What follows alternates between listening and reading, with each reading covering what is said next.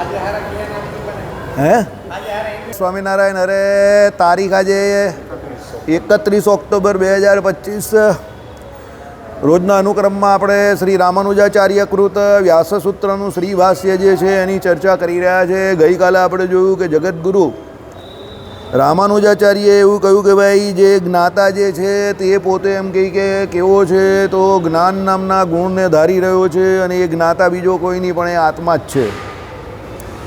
અને જેમ દેવદત્ત દંડ ધારીને જાય છે એટલે જે દંડધારી છે તે દેવદત્ત છે, એમ દંડ જે છે તેમ દેવદત્તનું વિશેષણ થાય છે.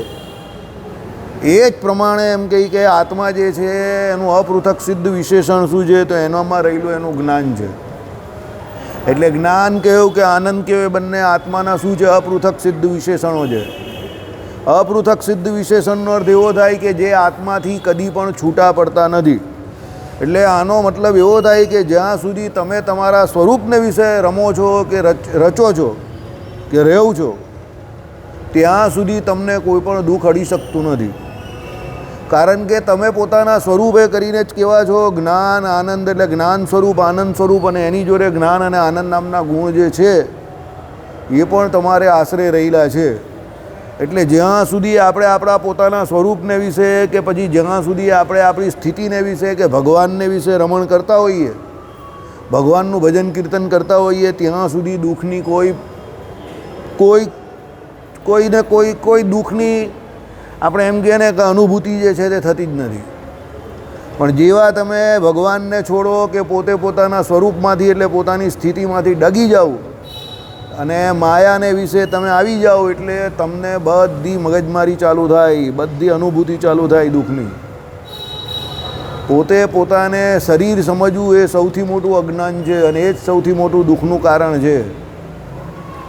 અને જ્યારે એ દુઃખ પરત્વે કે અજ્ઞાન પરત્વે જ્યારે તમે પોતે પોતાને એકદમ અતિશય પ્રકાશમાન અને અતિશય સત્તા માત્ર અને અતિશય શું કહેવાય કે સ્વતંત્ર કોની આગળ તો માયા આગળ સમજો કે ભાઈ ઇન્દ્રિયો અંતકારણ આગળ સમજો અને પોતે પોતાના હિસાબે પોતાની મસ્તીમાં રહેવું તો જગતમાં એવો કોઈ વ્યક્તિ કે કોઈ વસ્તુ નથી કે જે તમને દુઃખી કરી શકે. કારણ કે અપૃથક સિદ્ધ વિશેષણ જ જે છે આપણું તે શું છે જ્ઞાન છે, આનંદ છે. એટલે જીવાત્મા કોઈ દિવસ પોતે પોતાના લક્ષણોને છોડતો નથી, જ્ઞાન અને આનંદાદિક, અને પોતે જ્ઞાન સ્વરૂપ પણ છે અને આનંદ સ્વરૂપ પણ છે. પણ આ તો માયાનો યોગ કરીને પોતે કેવો થઈ ગયો છે, પોતાના સ્વરૂપનું જે લક્ષણ જે છે એનું શું થઈ ગયું છે, તિરોધાન પામી ગયા છે એના લક્ષણો. અને આ બધા માયાના જે કોઈ લક્ષણો કયા ને ભય છે, કામ છે, ક્રોધ છે, લોભ છે, મોહ છે, એ આપણે વિશે માની બેઠા છે. સાવકા દીકરાને ગોદ લઈને આપણે પોતાનો માનીએ અને પછી એના સુખે સુખિયા થઈએ ને એના દુઃખે દુખિયા થઈએ ને એવી વાત છે. હવે એકચ્યુઅલી જોવા જઈએ તો તને ને એને કોઈ સંબંધ જ નથી, બરાબર? આ એવી વાત છે. એટલે કહેવાનો મતલબ શું છે કે ભાઈ આ આપણી માયા જે છે ને તે આપણી સાવકી દીકરી કે સાવકી માં કે સાવકી જે કંઈ હોય તે છે એને આપણે શું કરેલી છે, પોતાની બનાવી બેઠા છે. અને એને કારણે આપણે કામી, ક્રોધી, લોભી, મોહી જે કંઈ થઈએ છીએ અને દુઃખી થઈએ છીએ. બાકી આપણું પોતાનું સ્વરૂપ શું છે, અતિશય પ્રકાશમાન છે, સત્તા માત્ર છે. આપણે આ ઇન્દ્રિયો અંતકરણ આપણું કંઈ બગાડવા માટે સમર્થ નથી, કારણ કે એ તો જડ છે, એ શું બગાડવાના આપણું. પણ આપણે પોતે માયાનો સંગ કરીને એવા ઢીલા ધબ થઈ ગયા છે કે આપણે એવું લાગે છે કે માયા વગર આપણાથી જીવી શકાશે નહીં, માયા તો જોઈએ જ. એ અજ્ઞાને કરીને અનાદિકાળથી આપણે દુઃખી થઈ રહેલા છે. માયાના ભયે કરીને કે માયા ન હશે તો ન જીવાશે, એ ભયે કરીને આપણે માયાનો એટલો બધો સાથ ઈચ્છીએ છીએ કે એટલો બધો સાથ ઈચ્છીએ છીએ કે કદાચ પ્રારબ્ધવશ આગુ પાછું કંઈ થાય તો આપણાથી એ ઝેરવી નહીં શકાતું. એ આપણું અજ્ઞાન છે. એટલે કહેવાનો મતલબ શું છે કે તમે જો સમજીને છોડશો નહીં તો પછી કુદરત તમને, ભગવાન તમને જોરાવરે કરીને છોડાવશે. અને પછી જોરાવરે કરીને છોડાવશે તો એ તમને જોરો કા ઝટકા ઓર બી જોરો સે લગેગા. એના કરતાં તમે જાતે થોડું છોડતા થઈ જશો તો પછી ભગવાનને છોડાવવાની કંઈ જરૂર નહીં પડે. તમે બહુ આસાનીથી આ દુનિયા છોડી દેશો. જીવને મૃત્યુનો ભય કેમ લાગે છે? એનું તો મૃત્યુ થતું જ નથી. મૃત્યુ તો શરીરનું થાય છે. મૃત્યુનો ભય એને એટલે જ થાય છે, અજ્ઞાને કરીને થાય છે. હું મરી જઈશ એવો એને ભય છે, પણ હું કદાપી મરતો નથી. શરીર જે છે એને એ પોતે પોતાનું નહીં, પણ પોતાના સ્વરૂપને જ શરીર સમજી બેસે છે, અને એ શરીરના મૃત્યુને પોતાનું મૃત્યુ માને છે. એ ભયે કરીને જીવને એવું છે કે મારે મરવું નથી. સમજો. બાકી વાસ્તવિકતામાં તો હું કોઈ દિવસ મરતો જ નથી. હું મરી ગયો એવું તમે બોલી નહીં શકશો તમારા જીવનમાં, કારણ કે હું કોઈ દિવસ મરતો જ નથી. જે દિવસે તમારું શરીર છૂટે છે ત્યારે પણ એ હું છે તે તો જીવતો જ છે, કારણ કે હું કોણ છે? તે તો જીવાત્મા છે.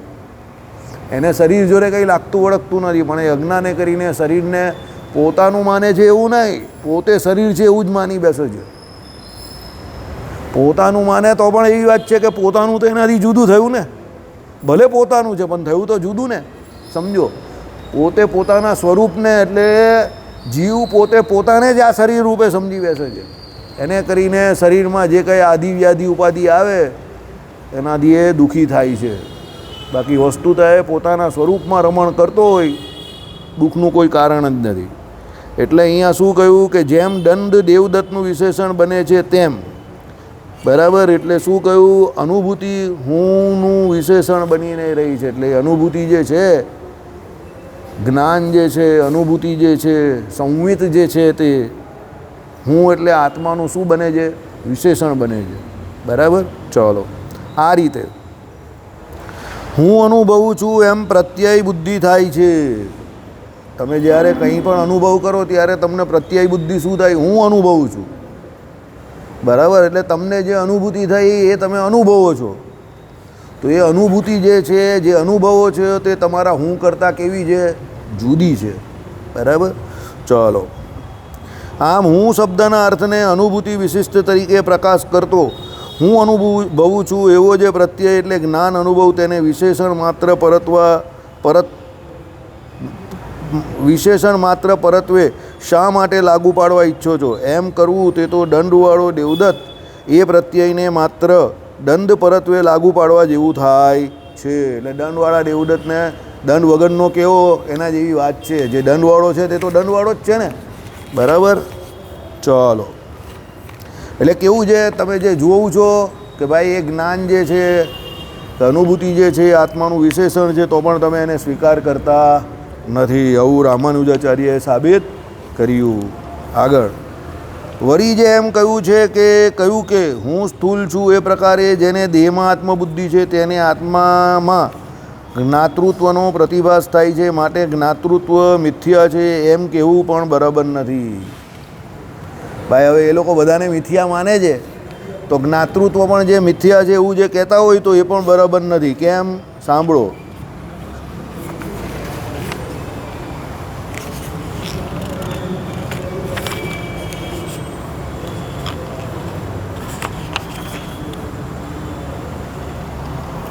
હું સ્થૂલ છું એ પ્રકારે જેને દેહમાં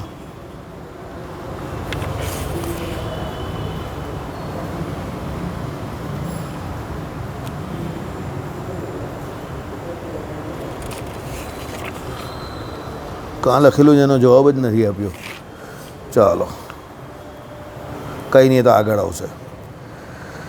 એટલે અહીંયા કહેવા એવું માંગે છે હું સ્થૂળ છું એટલે દેહને વિશે આત્મબુદ્ધિ, જે આપણે હમણાં વાત કરીએ જ છે એ પ્રકારે જેને દેહમાં આત્મબુદ્ધિ છે, આવી ગયું, દેહને વિશે આત્મબુદ્ધિ છે, તેને જ આત્મામાં જ્ઞાતૃત્વનો પ્રતિભાસ થાય છે. એટલે આત્મામાં એને જ્ઞાતૃત્વનો પ્રતિભાસ થાય છે, માટે જ્ઞાતૃત્વ મિથ્યા છે એ કહેવું પણ બરાબર નથી. સમજો. કારણ કે જ્ઞાતૃત્વ જે છે તે મિથ્યા છે એવું કહેવું પણ બરાબર નથી. બરાબર. એ રીતે તો તમે આત્મા તરીકે માનેલી જે અનુભૂતિ એનું પણ મિથ્યાત્વ પ્રાપ્ત થાય. સમજો. પછી તમે એમ કહી કે એવી રીતે માનતા હોવ તો તમે જે આત્મા તરીકે કોને માનો છો? અનુભૂતિને માનો છો. તે અનુભૂતિ પણ મિથ્યા થઈ જાય. કારણ કે જો શરીરને આત્મા સમજી બેસતો હોય છે તે કેવું આત્માને પણ કેવો માને છે? પ્રતિભાસ થાય જેવો. પેલામાં શોધો પ્રતિભાસનો અર્થ શું થાય છે. ગૂગલમાં શોધો. ગુજરાતી પેલી જે વ્યાખ્યા છે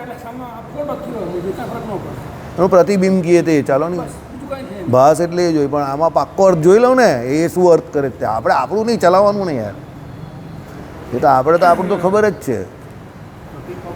પ્રતિભાસ, હા ગુજરાતી શબ્દકોશમાં શોધો પ્રતિભાસ એટલે શું. યાજ્ઞિકનો છે,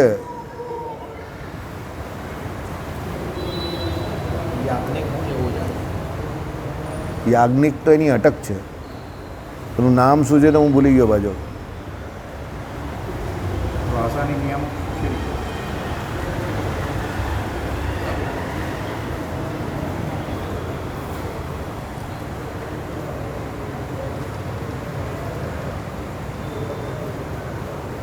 પ્રતિભાસ કર્યું કે નહીં?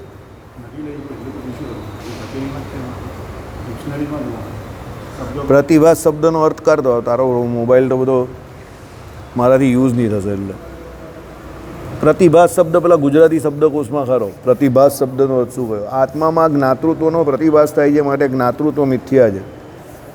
એટલે આત્મામાં જ્ઞાતૃત્વનો પ્રતિભાસ થવો એટલે ખાલી એનું એ દેખાવું, એમ આભાસ થવો, બરાબર. એટલે એને મિથ્યા કહ્યું એવું કહેશે. આપણે જોઈ લઈએ, તે છતાં જોઈ લેવું વધારે સારું. ગુજરાતી ભાષા છે ને બહુ વિચિત્ર છે. એટલે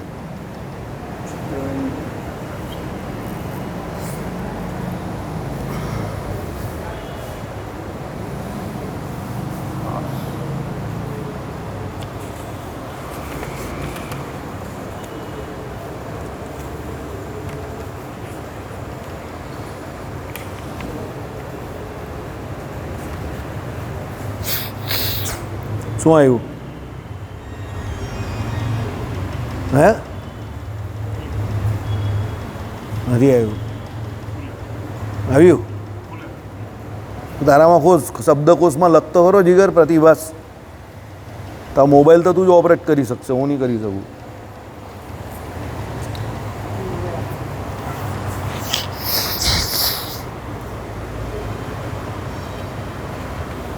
પ્રતિભાસ એટલે આભાસ જ હશે.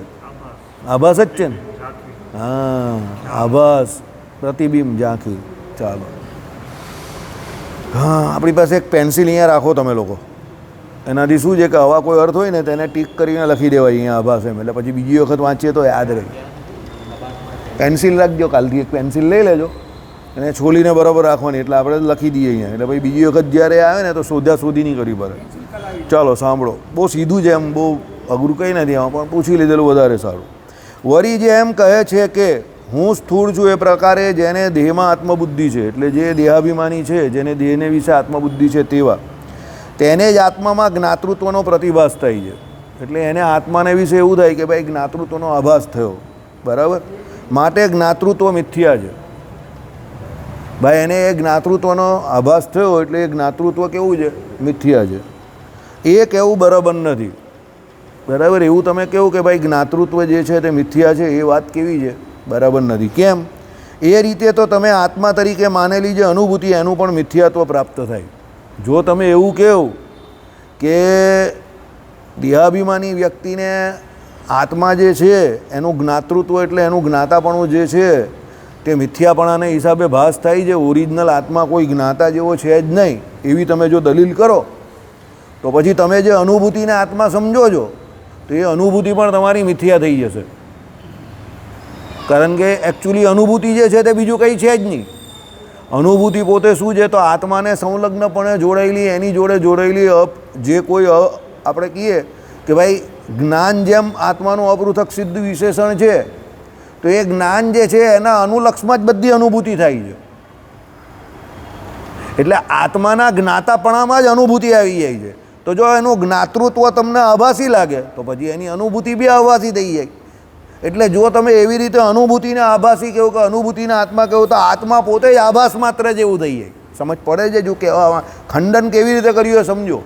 એટલે આત્મા કોઈ રિયલ તત્વ છે એ વાત જ નહીં મનાય. પછી અનુભૂતિને જ તમે આત્મા માનો છો, બરાબર છે. અનુભૂતિ મિથ્યા થઈ ગઈ તો પછી આત્મા પણ મિથ્યા થઈ ગયો ને ઇનડાયરેક્ટલી.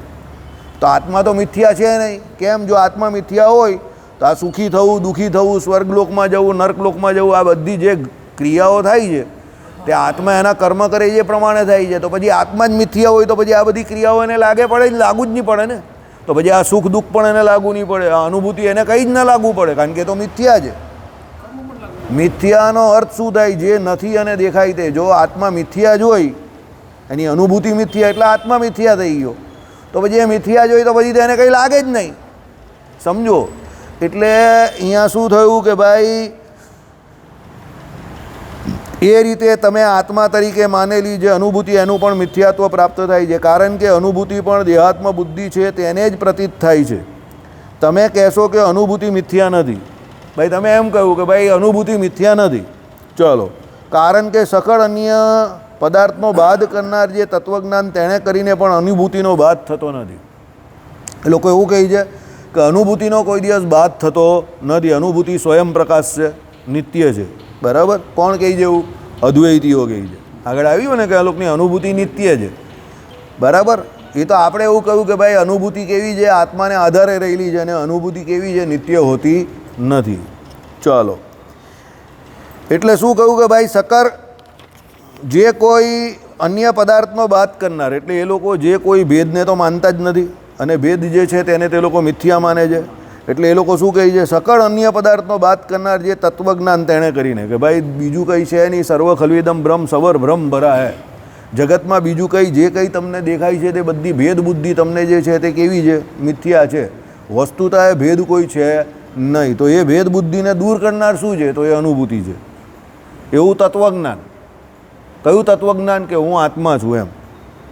હવે એ આત્મા બીજું કોઈ નથી, પણ એ અનુભૂતિ પોતે જ છે. બરાબર? કારણ કે અનુભૂતિ જ્યારથી એને થાય ત્યારથી એ પોતે પોતાને પોતાના સ્વરૂપમાં રમણ કરતો થઈ જાય.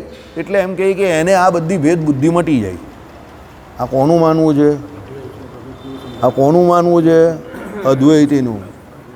આ આપણું માનવાનું નથી, ખોઈ નહીં જતા. બરાબર? લીલી ડોન્ટ બી સીલી. સમજી ગયા? એટલે સીલી બનીને હું જે કહું ને એ નહીં કરતા. પહેલાં પ્રતિપક્ષને સમજજો. આ આપણો પક્ષ નથી, આ અદ્વૈતીઓનો પક્ષ છે. શું પક્ષ છે? એ લોકો અનુભૂતિને કેવી માને છે? નિત્ય માને છે. એ અનુભૂતિ જ્યારે, એટલે આત્મા જ્યારે, અનુભૂતિને આત્મા એક જ માને છે. એ અનુભૂતિ જ્યારે અવિદ્યાએ કરીને પોતે એમ કહી કે કેવી છે? પોતાના સ્વરૂપને ઢાંકી દે, એટલે એ ઢંકાઈ જાય, ત્યારે એ પોતે પોતાને શું છે? અહીંયા બદ્ધ અવસ્થામાં જે જીવ છે, આત્મા છે, એ રૂપે માની બેસે છે.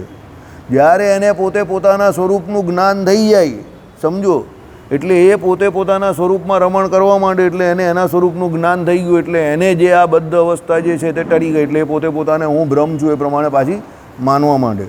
હવે જ્યારે એને અવિદ્યાએ કરીને આ જગત દેખાય છે, ત્યારે અવિદ્યાએ કરીને જ આ બધો ભેદ એને દેખાય છે. બાકી વસ્તુતે આ કોઈ ભેદ નથી. કોનું માનવું છે દીપક? આ અદ્વૈતીઓનું. વારંવાર હું તમને એટલે કહું છું કે લોકોના મગજમાં જે અદ્વૈતનો ભય છે ને એ કાઢી નાખવાનો છે. સમજો? એ એક જ વાત ગીત ગયા કરે છે કે તમને એવું જ્ઞાન થયું નથી ને અદ્વૈતનું, એટલે તમને આ બધો ભેદ દેખાય છે. જો અદ્વૈત મત તમને સીધે સીધો સમજ પડી જાય ને તમને તમારા સ્વરૂપનું જ્ઞાન થઈ જાય, તો પછી સર્વ ખલ્વિદમ બ્રહ્મ, તમારી બ્રહ્મ દ્રષ્ટિ થઈ ગઈ, તો તમારા મગજમાંથી, એટલે તમારામાં જે કંઈ આ ભેદ બુદ્ધિ જે છે કે આ બધા અલગ અલગ છે, તે બધી ભેદ બુદ્ધિ તમારી ચાલી જાય, અને તમને તમારા સ્વરૂપનું, એટલે પોતે પોતાના સ્વરૂપનું જ્ઞાન થઈ ગયું કે હું બ્રહ્મ છું. એટલે અવિદ્યા તમારી કેવી છે? ટળી ગઈ. કારણ કે અવિદ્યાને એ લોકો કેવી માને છે? આભાસ માત્ર માને છે, કલ્પના માત્ર માને છે. કારણ કે અવિદ્યા જેવું કોઈ તત્વ હોતું નથી. એ અવિદ્યા કોની છે? જીવની પોતાની જ છે. સમજ પડી? એટલે આ કેવી છે કે ભાઈ પોતે પોતાની બનાવેલી અવિદ્યાએ કરીને એની અંદર પોતે જ ફસાઈ જાય છે. અજ્ઞાને કરીને કે અવિદ્યાએ કરીને, જેને કરીને એને આ બધો ભેદ દેખાય છે. અને આ ભેદ બુદ્ધિ જે દેખાય છે તેને જે લોકો અવિદ્યા કહે છે. માયા તો નામ એ લોકો આપતા નથી. સમજ પડે જ કે નહીં પડતી? સમજ પડી? પડે જ સમજ? નહીં પડતી? સંજયભાઈ ચેલા, તત્વજ્ઞાન ચાલે તો રોજ રોજ આવવું પડે. પછી પહેલાંની જેમ આજે આવે પછી અઠવાડિયા પછી આવે તો સમજ પડે નહીં. બરાબર. એટલે લોકો તત્વજ્ઞાનની સભામાં ઓછા આવે છે. રેગ્યુલર આવવું પડે, રેગ્યુલર ના આવી શકે એટલે પછી બિચારો ખોવાઈ જાય, પછી સમજ પડતી બંધ થઈ જાય, એટલે કે બહુ અઘરું છે અઘરું છે. પણ પોતાનો વાંક નહીં કરે કે હું રોજ આવતો નથી. રોજ આવે તો પછી અઘરું કઈ રીતે લાગે? રોજ કમાવા જાય, રોજ જમવા બેસે, પછી રોજ બીજું પણ બધું ઘણું બધું કરતો હોય, એ મારે અહીંયા કહેવું નથી, બરાબર. હા, પણ રોજ સત્સંગ કરવા આવે નહીં, પછી કહે કે તત્વજ્ઞાન અઘરું પડે છે. હરજીવનદાસ શાસ્ત્રી અહીંયા ભૂમિકા ચાલુ કરેલી, સભા મંડપ ત્યાં નીચે હતો, બરાબર. જ્યારે શરૂ કરીને ત્યારે 150 માણસ હતા, વાંચતે ગાજતે શરૂ કરેલી. અને જ્યારે પૂર્ણાહુતિ થઈ ને ત્યારે 2 માણસ, એક પોતે ને એક બીજા ભાઈ હતા, તે એના ખાસ તત્વજ્ઞાન સમજતા શિષ્ય હતા, તે 2 જ જણા હતા. આ વાત મેં એક જૂના સત્સંગી હતા એમની પાસેથી સાંભળેલી, મોસ્ટ પ્રોબેબલી કદાચ રમણીકલાલ પાસે સાંભળેલી. પેલા ચાર્ટર એકાઉન્ટન્ટ હતા ને રમણીકલાલ, એમની પાસેથી સમજી ગયા. હવે એમાં હરજીવનદાસ શાસ્ત્રીનો શું વાંક? એમણે તો જે કર્યું તે રામાનુજ વેદાંત ઉપરથી આખું ભૂમિકા બનાવેલી એમણે, બરાબર. એટલે એમણે અહીંયા ભૂમિકાની કથા નહીં પણ તત્વજ્ઞાનની કથા ચાલુ કરેલી. એમ એવું તો બોલાય નહીં ને કે ભૂમિકા, પણ એમણે અહીંયા આમ તત્વજ્ઞાનની કથા ચાલુ કરેલી, પણ એકચ્યુઅલી એ એમના જીવનનો આખો નિષ્કર્ષ હતો ભૂમિકા. એટલે એમણે અહીંયા ચાલુ કરેલી, કંઈ 15 દિવસ ચાલેલી, જેમાં હરિપ્રકાશ શાસ્ત્રીએ પેલું આધ્યાત્મિક તત્વ આખ્યાન નહીં ચલાવ્યું 8-10 દિવસ, બસ એવું જ સેમ, બરાબર. હવે આમાં શું છે, પબ્લિક જે છે તે રિસ્પોન્સ આપે નહીં, એટલે બિચારો વક્તા હોય તો અકળાઈ જાય, કંટાળી જાય, એટલે પછી બંધ કરી દે.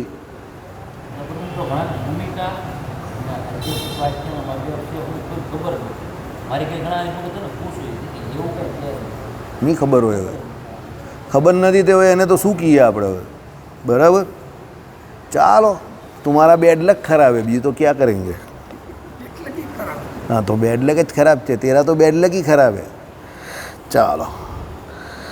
ઓ એટલે શું કહ્યું કે ભાઈ, કારણ કે સકળ અન્ય પદાર્થનો બાદ કરનાર જે તત્વજ્ઞાન તેણે કરીને પણ અનુભૂતિનો બાદ થતો નથી. ઓ ત્યારે તો ઘણું સારું.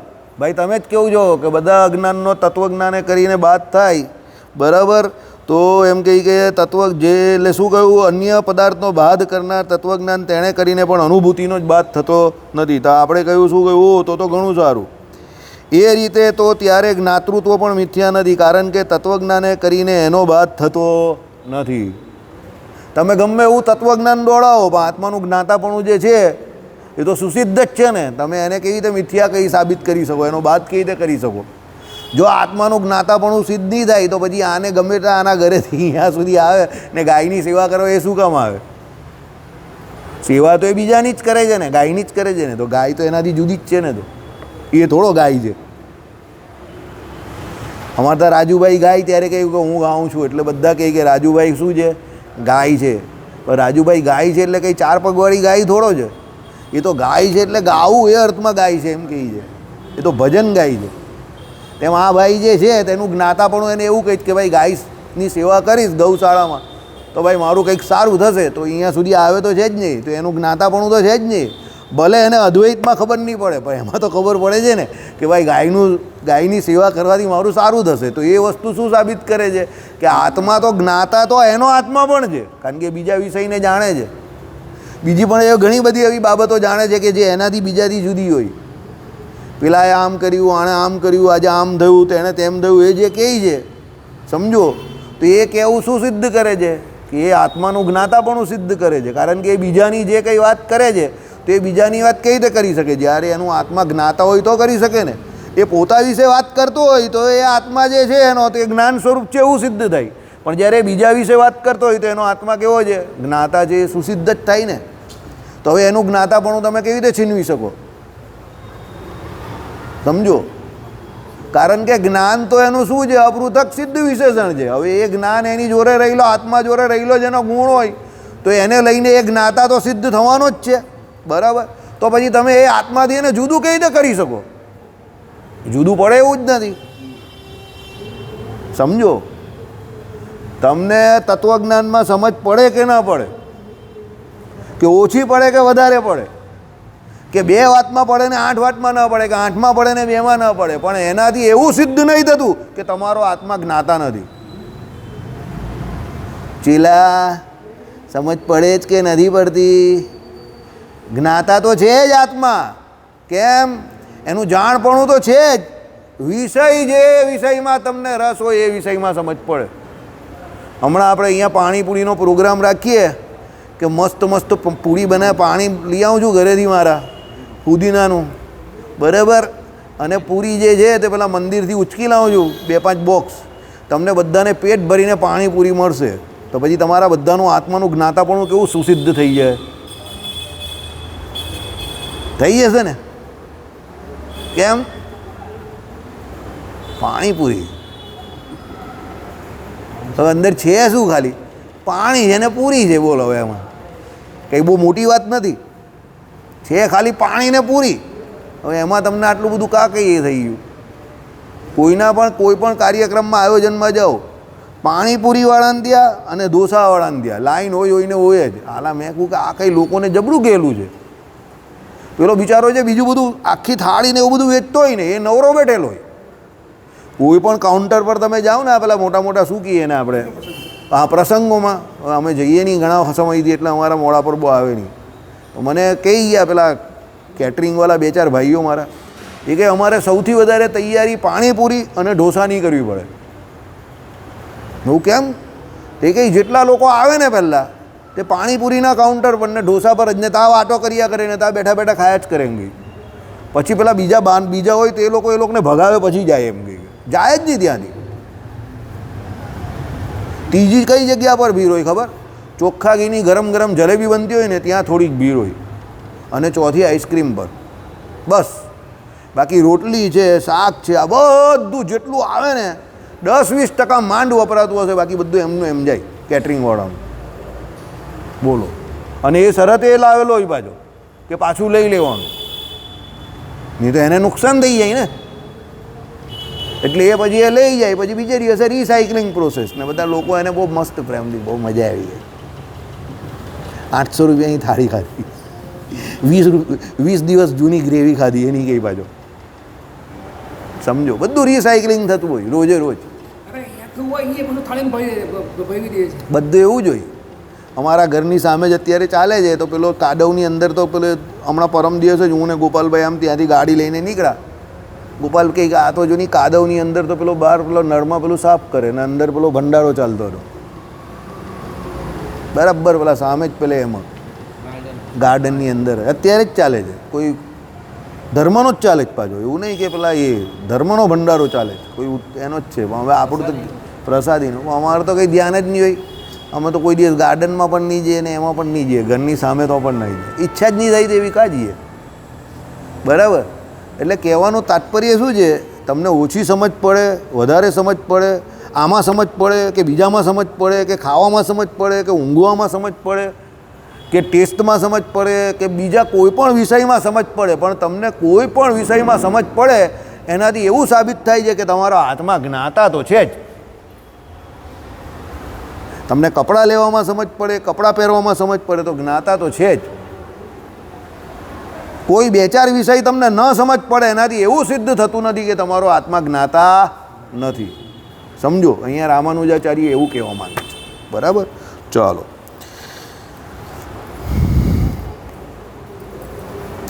એ રીતે તો ત્યારે જ્ઞાતૃત્વ પણ મિથ્યા નથી, કારણ કે તત્વજ્ઞાને કરીને એનો બાદ થતો નથી. વળી તમે કહ્યું કે આત્મા અવિક્રિય છે અને તેથી એનામાં જ્ઞાન, ક્રિયા, કર્તૃત્વ રૂપી જ્ઞાતૃત્વ સંભવતું નથી. બરાબર. શું કહ્યું? આત્મા અવિક્રિય છે. અવિક્રિય, ક્રિય એટલે શું? કાર્ય કરનાર, કરતા પણ. અવિક્રિય એટલે કંઈક કરે નહીં એવો, નકામો. આપણે કહે ને નકામો, કંઈ કામનો નથી એવો એમ. હવે અદ્વૈતીઓ તો શું કહે છે ભાઈ? કોઈ પણ પ્રકારના વિશેષણ વગરનો, નિર્વિશેષ. બરાબર. પછી એમ કહે કે અનિર્વચનીય. બરાબર. આમને આમ જ કંઈ કરતો જ નથી. બરાબર. આત્મા કંઈ કરતો જ નથી, એ લોકો તો એવું જ કહે છે. એટલે શું કહ્યું કે વળી તમે આત્માને અવિક્રિય કયો છે, એનાથી એનામાં જ્ઞાન, ક્રિયા, કર્તૃત્વરૂપી જ્ઞાતૃત્વ સંભવતું નથી.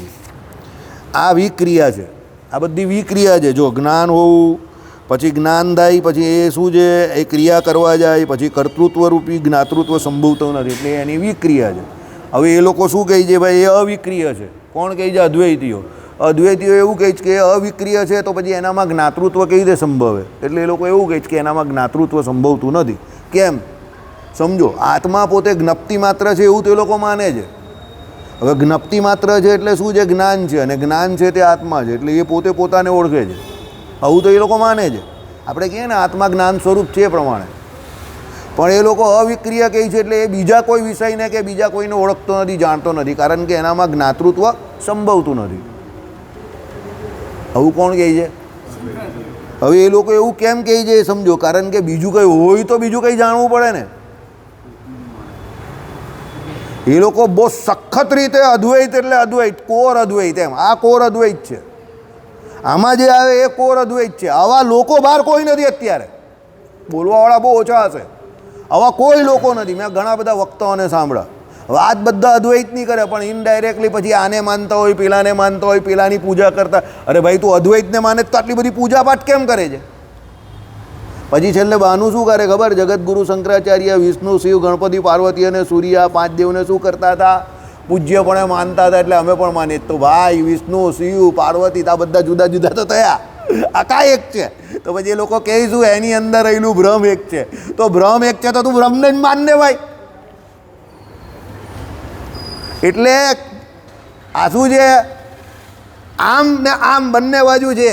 કોઈ કોર અદ્વૈતી છે જ નહીં, સમજજો. કોર અદ્વૈતી બહુ અલગ વ્યક્તિ છે, બહુ જુદા છે અને બહુ ઓછા હશે. બરાબર? બહુ સિમ્પલ વાત છે. આ ભગતે કહ્યું એ પ્રમાણે આપણા સંપ્રદાયમાં આધ્યાત્મિક તત્વાખ્યાના મને બીજું શું બોલ્યા? ભૂમિકા. કોઈને ખબર નથી, તમારાથી આવે એટલાને. હવે જેને એ નહીં ખબર એને વિશિષ્ટા દ્વૈત વેદાંત શું ખબર હોય? હા, વિશિષ્ટા દ્વૈત એને શું ખબર હોય? હવે એને વિશિષ્ટા દ્વૈત નહીં ખબર તો સંપ્રદાયનું તત્વજ્ઞાન તો એને કંઈ ખબર જ નથી. હવે આપણે ત્યાં આવા 95-96% લોકો એવા છે જેને આપણા સંપ્રદાયનું તત્વજ્ઞાન નહીં ખબર. તો આ તો કેટલો અઘરો મત છે અદ્વૈત. તો એમાં કેટલાને ખબર હશે? સમજો. એટલે કોઈ જૈનો કોઈ કોર જૈન નહીં રહ્યા, સમજજો. બધા ગણપતિની પૂજા કરતા થઈ ગયા, શિવજીની પૂજા, શિવજીના દેવડા પર આવીને જૈનો પણ પેલા દૂધ ચડાવતા થઈ ગયા, પાણી ચડાવતા થઈ ગયા. લક્ષ્મીનારાયણ દેવનું પૂજન, લક્ષ્મી પૂજન પણ કરાવતા થઈ ગયા. ફટાકડા ફોડતા થઈ ગયા, કારણ કે એ લોકો તો જીવ હિંસામાં માને નહીં તો ફટાકડા કેમ ફોડે? હું ને ગોપાલભાઈ જતા હતા હમણાં જ. અમે અહીંયા ત્યાં પુલ ઉપરથી ભીડ હોય ને તો આ બાજુથી પેલા જૈનોની આખી એક સોસાયટી છે, અડાજનમાં જતાં પહેલાં જ આવે. તમે અહીંયાથી પુલ ઉપરથી આપણા જે ચંદ્રશેખર આઝાદ એ છે ને એની એ બ્રિજ પરથી અંદર જાઓ તો રિષભ ટાવરની સામેની ગલી છે, ત્યાં બધા જૈનો રહી છે. બધા જૈનો જ ફટાકડા ફોડતા હતા.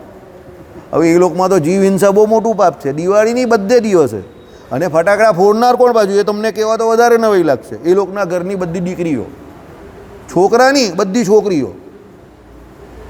કેમ? છોકરીઓને એ લોકો શું માને? લક્ષ્મીનું સ્વરૂપ માને. એટલે પૈસા બહુ જોઈએ બધા જૈનોને, બધા બંગલાવાળા, ત્યાં મોટા મોટા બંગલા. બધાની દિવાળીમાં ને એમાં પેલું પૂજન કરે ને, લક્ષ્મી પૂજન ને એવું, એટલે બધાની છોકરીઓ બધી સાંજે ફટાકડા ફોડતી હતી. બરાબર? એટલે કોઈ હવે પોતાના ધર્મને વિશે પેલો કેવો કે અડગપણે કંઈ રહ્યા નથી, કારણ કે કોઈને કંઈ ખબર જ નથી કે શું છે તે. સમજી ગયા? એટલે એવું કંઈ છે નહીં અત્યારે. ચાલો, એટલે આમાં કહ્યું એ પ્રમાણે કર્તૃત્વરૂપી જ્ઞાતૃત્વ સંભવતું નથી, કારણ કે એ લોકો કેવો માને છે? આત્માને અવિક્રિય માને છે. રવા દે, ભગવાનની સૃષ્ટિમાં આવે છે. શું થયું? ઊંચો નીચો થઈ ગયો કેમેરો કે હું ઊંચો નીચો થઈ ગયો કે કેમેરો થયો? ચાલો, મને તો તમે લોકો કરો એટલે થાય. તેથી જ્ઞાતૃત્વ વિક્રિયાત્મક અને જળ હોય, વિકાર આસ્પદ, અવ્યક્ત એટલે અવિદ્યા માયાનો પરિણામ જે અહંકાર ગ્રંથિ તેમાં રહેલું છે. આત્માને જ્ઞાતૃત્વ નથી. આવું કોણ કહે છે? અદ્વૈતીઓ કહે છે કે ભાઈ તમે જે જ્ઞાતૃત્વ કેવું છો કે આત્માનું જ્ઞાતાપણું કેવું છો તે એકચ્યુઅલી શું છે? અવિદ્યા માયાનું કારણ છે. એટલે અવિદ્યા માયાને કારણે એ મિથ્યા છે. તમને એવું લાગે છે કે આત્મા પોતે જ્ઞાતા છે, બાકી વસ્તુતઃ આત્મા પોતે કેવો છે? કંઈ કરે એવો છે જ નહીં. વિક્રિયા એટલે પોતે કેવો છે? એકદમ સ્થિરનો સ્થિર છે, કંઈ કરતો નથી. એનામાં કોઈ પણ પ્રકારની કોઈ ક્રિયા સંભવતી નથી. એનામાં જ્ઞાતાપણું હોય તો એ બધું સંભવે ને. એટલે જ્ઞાતાપણું જે તમે એનું કેવું છો તે કેવું છે વાસ્તવિકતામાં મિથ્યા છે. જ્યારે એને પોતાના સ્વરૂપનું જ્ઞાન થાય ત્યારે એ કોઈ કામ કરતો નથી ને શાંતિથી બેસી જાય. બહુ ખતરનાક મત છે. ઓછી તૈયારીએ હું તમને I believe strongly believe that તમે તમારી ઓછી તૈયારીએ જો કોઈ કોર અદ્વૈતી પાસે જાઓ તમને નહીં જીતવા દે. તમારા ટાંટિયા છે ને તમારા ગરદનમાં લટકાઈને પાછા મોકલે. જાઓ. તમને સંસ્કૃત અને વિશિષ્ટાદ્વૈત વેદાંત અને એમાં ખાસ કરીને રામાનુજાચાર્યના જેટલા પણ પુસ્તક છે એનો પૂરેપૂરો અભ્યાસ હોય તો જ તમે અદ્વૈતીને હરાવી શકો. બાકી જો તમે ઓછી તૈયારીએ કોઈ અદ્વૈતી પાસે ગયા, આઈ સ્ટ્રોંગલી બિલીવ કે એ લોકો તમને નહીં ટકવા દે. બરાબર? કારણ કે એ લોકોએ બધી ગલીઓ છે ને બહુ ખતરનાક કાઢેલી છે. એકચ્યુઅલી ગલી નથી, એકચ્યુઅલી એ ગલી નથી. કારણ કે જગતગુરુ શંકરાચાર્યનું અદ્વૈત વેદાંત રામાનુજાચાર્યના વિશિષ્ટાદ્વૈત કરતાં જુદું છે, એટલે જૂનું છે. એટલે એમણે પહેલાં મૂકેલું માર્કેટમાં. હવે એમણે જે કર્યું એમાંથી ગલીઓ કે એમાંથી રસ્તા જે શોધ્યા છે એ રામાનુજાચાર્યએ શોધેલા છે. એમણે તો સીધો એનો મત જ મૂકેલો. સમજો? એટલે કોઈ ખતરનાક શાંકર વેદાંતી હોય ને તો તમારી ફૂલ તૈયારી જોઈએ. નિત્યાનંદ સ્વામી કે એના જેવા જે ખતરનાક માણસો હતા, મુક્તાનંદ સ્વામી, નિત્યાનંદ સ્વામી, ભગવાનની સાથે જે એ હરોળના ભગવાનને મળેલા અને એવા વ્યક્તિ હોય જેને શાસ્ત્ર જ્ઞાન પૂરેપૂરું, સંસ્કૃત પૂરેપૂરું આવડતું હોય તો જ. બાકી તો એ પોતાનું નામ પણ બગાડે અને સંપ્રદાયનું નામ પણ બગાડે. સમજો? યાદ રાખજો. કારણ કે એ લોકો બ્રહ્મ જ્ઞાન જે છે ને એના સિવાય બીજું કંઈ માનવા જ તૈયાર નથી. બ્રહ્મ સિવાય કંઈ જ માનવા તૈયાર નથી. અને એ લોકો ફરાઈને તમે ગમે તે માનો ને બધાને અંદર લાવીને ખોટું જ કરી નાખે. ધડાધડ ખોટું કરી નાખે. બરાબર? એટલે એ તો 9મા ને 10મા ઉલ્લાસમાં જે નિત્યાનંદ સ્વામીએ હરિદિગ્વિજયમાં વાત કરેલી છે એવી રીતે તમે જો ચર્ચા કરો એની જોડે, તમને પૂરેપૂરો અભ્યાસ સંસ્કૃતનો હોવો જોઈએ. સંસ્કૃત વગર નહીં ચાલે. કારણ કે એ લોકો બધા શ્રુતિઓના પ્રમાણો આપે. પણ અત્યારે એવા કોર અદ્વૈતી બહુ ઓછા છે. પણ તમને કહું, મને 2-3 મળેલા 2016-17માં અહીંયા પાલ્લે પોઈન્ટ પર જે રાધાકૃષ્ણનું મંદિર છે એમાં 2-3 મળેલા. કંઈ જ નહીં માને એ લોકો. કંઈ એટલે કંઈ નહીં, સ્વપ્ન સૃષ્ટિ પણ નહીં માનતા. ચાલો બોલો. કંઈ એટલે કંઈ જ ન માને. અદ્વૈત એટલે કોર. બીજી અદ્વૈત સિવાય બીજી કોઈ વાત જ નહીં. બીજા કોઈને માને જ નહીં. બરાબર? એટલે એવા આવી જાય કદાચ તો તકલીફમાં મુકાઈ જવાય. પછી આપણે છેલ્લે એમાં રસ્તો એવો કાઢવો પડે કે ભાઈ તારું જે છે તે તું માન્યા કર, મારું જે છે તે હું માન્યા કરું. માથાકૂટ કરાય નહીં, જવા દેવાનું. બરાબર? ચાલો. એટલે તેથી જ્ઞાતૃત્વ વિક્રિયાત્મક અને જડ હોય. જ્ઞાતૃત્વને એ લોકો શું કહે છે? વિક્રિયાત્મક અને જડ કહે છે. બરાબર છે? વિકારાસ્પદ અવ્યક્ત એટલે અવિદ્યા માયાનો પરિણામ જે અહંકાર ગ્રંથિ. જેમ અહંકાર જે છે, અહંકાર કેમાં આવે? કે કોના તત્વમાં આવે? અહંકાર કોના તત્વમાં આવે? માયાના તત્વમાં આવે. કેમાં આવે? 24 તત્વમાં મન, બુદ્ધિ, ચિત્ત ને અહંકાર. બરાબર છે? તો એ માયાના તત્વમાં આવ્યું ને.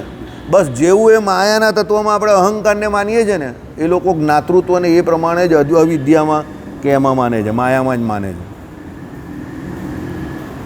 આપણે જ્ઞાતૃત્વ જે છે એટલે જ્ઞાનનો જે આત્માનું જે જ્ઞાતાપણું છે એને આત્માનો અપૃથક સિદ્ધ વિશેષણ માનીએ છીએ.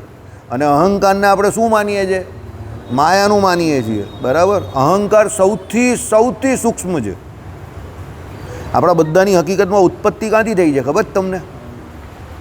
આપણા બધાની ઉત્પત્તિ ક્યાંથી થઈ છે ખબર જ તમને? અહંકારથી થયેલી છે. તમે જોજો કોઈ વ્યક્તિ એવો દાવો કરતો હોય ને તો હું બહુ સરળ વ્યક્તિ છું, એનામાં પણ થોડો કંઈ ને કંઈ અહંકાર તો રહી ગયો હોય. હા, છેલ્લે એ જે એમ બોલે છે ને કે હું સરળ છું, એ સરળપણાનો પણ એને અહંકાર છે. એનું કારણ તમને કહું, સાંભળો. જ્યારે જગતની ઉત્પત્તિ થાય છે, મૂળ પુરુષ, મૂળ માયા, પ્રકૃતિ પ્રધાન બરાબર છે. મહતત્વ, પછી અહંકાર, પછી શું છે? સાત્વિક, રાજસ અને તામસ અહંકાર, ને એમાંથી બધું ઇન્દ્રિય અંતકરણના દેવતાને બ્રહ્મા, વિષ્ણુ ને મહેશ આ બધું બને છે. હવે જે અહંકાર જે છે ને તે બહુ સૂક્ષ્મ છે, સૌથી સૂક્ષ્મ છે.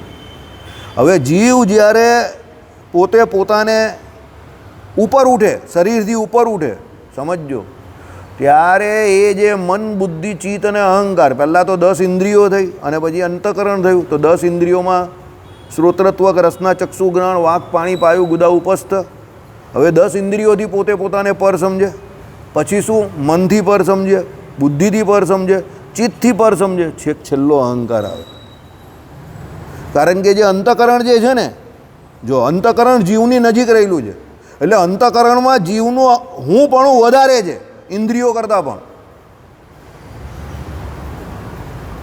ઇન્દ્રિયો દૂર રહેલી છે, સમજો, પણ અંતકરણ જે છે ને એમાં વધારે રહેલું છે. એટલે મન અને જીવ, ભગવાને શું કહ્યું? જીવ જે છે એની કિરણ રૂપે જ મન છે. મન જીવથી જુદું નથી, કારણ કે જીવ જેનો મજબૂત હોય એનો મન જે છે તે કોઈ દિવસ ભૂંડા ઘાટ કે ખોટા ઘાટ કે સંકલ્પ કરે નહીં. આવું શ્રીજી મહારાજનું કહેવું છે. એટલે કહેવાનું તાત્પર્ય શું તે તમે સમજો. મન, બુદ્ધિ, ચિત્ત, અહંકાર ભલે છે માયાના, પણ એ રહેલા છે કોની નજીક? જીવની નજીક. તો જીવની જે જ્ઞાતૃત્વ એટલે જ્ઞાન શક્તિ જે છે એ મન, બુદ્ધિ, ચિત્ત, અહંકારમાં વધારે છે. એટલે અહંકાર જે છે એમાં જે હું પણ જે રહેલું છે એ સૌથી વધારે છે. એટલે એને તોડવું બહુ અઘરું છે. હું આત્મા છું એ માનવું બરાબર છે, પણ પેલો અહંકાર જે છે તે માનવા નહીં દેતો તરત. ના, હું જ્ઞાની છું, હું પૈસાવાળો છું, હું સત્તાવાળો છું, એ એની ઉપર હું આત્મા છું એની ઉપર શું થઈ જાય છે? હાવી થઈ જાય છે. સમજો, હું સરળ છું એવું કહેવાનો આપણે પ્રયત્ન કે એવું કરવાનો પ્રયત્ન તો બહુ કરીએ છીએ, પણ જ્યારે સામેવાળાની હોશિયારી બતાવે ત્યારે આપણાથી પણ આપણી બતાવી જ દઈએ જ આપણે. અને એને કહીએ, હોય તું નહીં, હું પણ હોશિયાર છું. જ્યાં તમે એવું કર્યું, પેલાને બતાવવાથી પણ બતાવ્યું, એટલે તમે તમારા આત્માપણાની જે કોઈ સ્થિતિ છે એનાથી શું થઈ ગયા? પડી ગયા. તમે પેલી માયાની સ્થિતિમાં આવી ગયા. એટલે બોલવું બહુ સરળ છે. હું તમને હજુ પણ કહું છું, પુસ્તકના શબ્દને બોલવા કે રિપીટ કરવા બહુ સરળ છે. કોમ્પિટિશનમાં ઉતરવું બહુ સરળ છે. મને એ કંઈ અઘરું લાગતું જ નથી. સમજો, પુરાવા આપવા કંઈ અઘરું કામ નથી. તમે લખ્યા કરો તો 10-20 વર્ષે એ પુરાવા આપી શકો, પણ એને ઉતારવું, એ પ્રમાણે વર્તવું બહુ અઘરું છે, વેરી ડિફિકલ્ટ.